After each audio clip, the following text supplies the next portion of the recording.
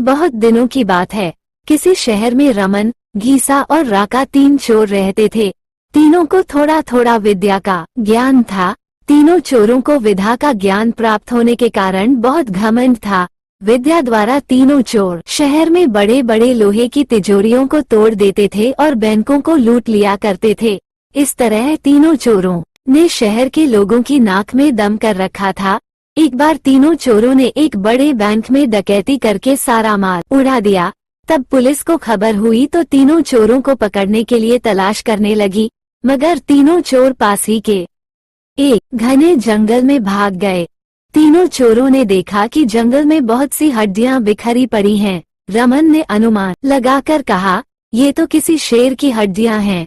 मैं चाहूँ तो सभी हड्डियों को अपनी विद्या के ज्ञान द्वारा जोड़ सकता हूँ। घीसा को भी विद्या का घमंड था, सो वो बोला, अगर ये शेर की हड्डियां हैं तो मैं इनको अपनी विद्या द्वारा शेर की खाल तैयार कर उसमें डाल सकता हूँ।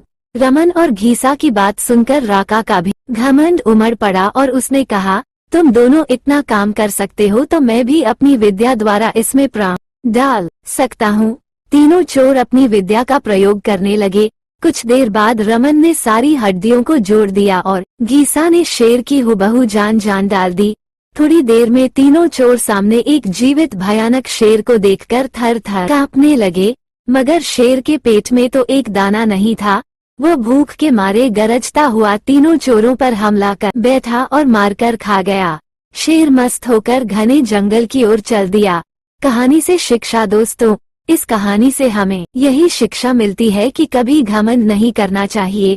घमंडी को हमेशा दुख का ही सामना करना पड़ता है। यदि तीनों चोर अपनी विद्या का घमंड न करते तो उन्हें जान से हाथ न धोने पड़ते। हमें अपनी विद्या का प्रयोग सोच समझकर करना चाहिए।